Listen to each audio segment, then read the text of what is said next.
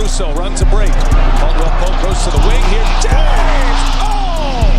Trying to play at the defensive end. Got blown by back. Oh, yes! Hook jam! Harden, step back. Puts up the three. Got hit. Shot's good! And one! Back this time here, Steph. Oh, Russell Westbrook!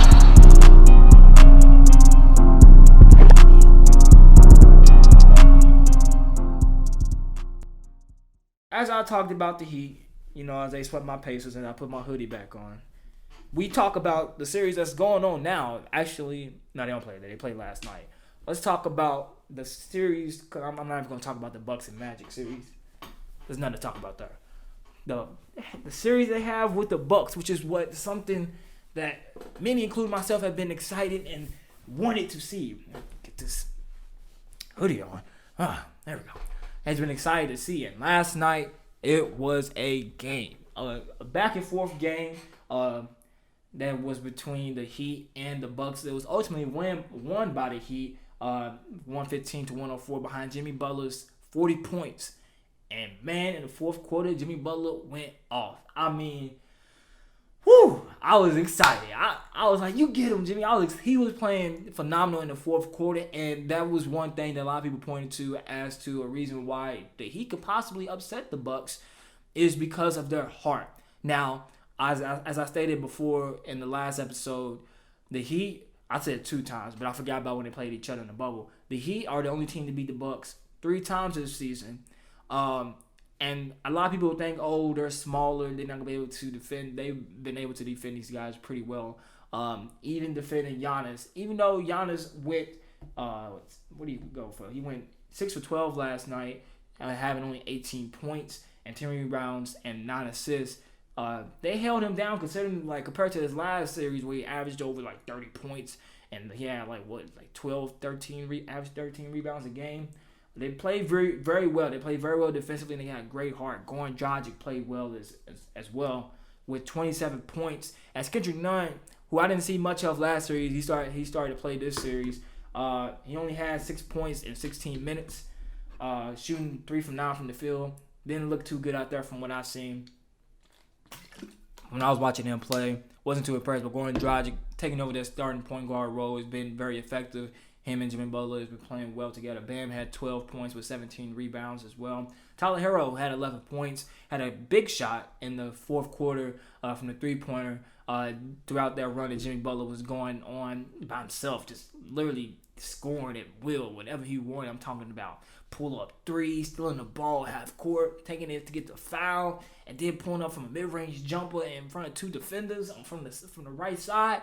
He was going in, and he was playing hard, and I enjoyed every minute of it. That's something we can look forward to from Jimmy Butler and the Heat, hopefully throughout this series. Because even last night, Duncan Robinson, who's one of their sharpshooters, didn't even have that much of an effective game. He only shot 1 for 4 last night. And like I said, Dragic's still playing good. Bam only had 12, usually brings a little bit more points than that.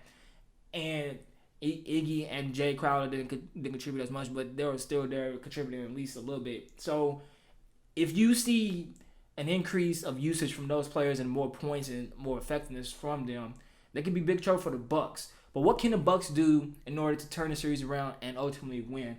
Well, like I said, you need more production from Giannis Antetokounmpo. Granted, he did go 50% from the field, but those 12 attempts, only having 18 points, granted, he almost had a triple-double. That's not the Giannis we know of 2020 MVP candidate. That sounds like a Giannis from 3 or 4 years ago that wasn't, doing what he's doing right now.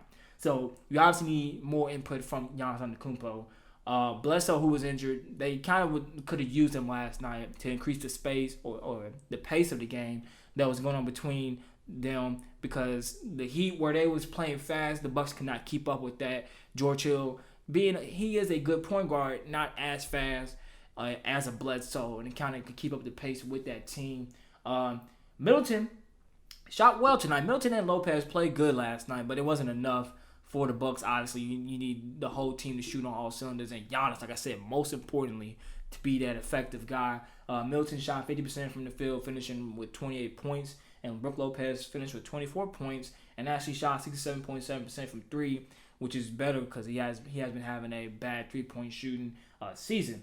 And one big thing, or two big things that I noticed too, from looking at the box score and watching the game, that the Heat or the Bucks did terrible on, especially Giannis, is the free throw line.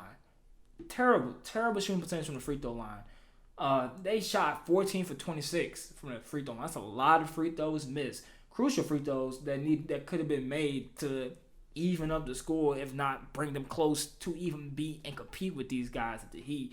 Giannis got to convert on those free throws. That's been one little knock on his game throughout the years, is his free throw shooting. And last night it showed. He was not converting free throws that they needed to make them win, and the score is that they need better free throw percentage. And they also was getting out rebounded.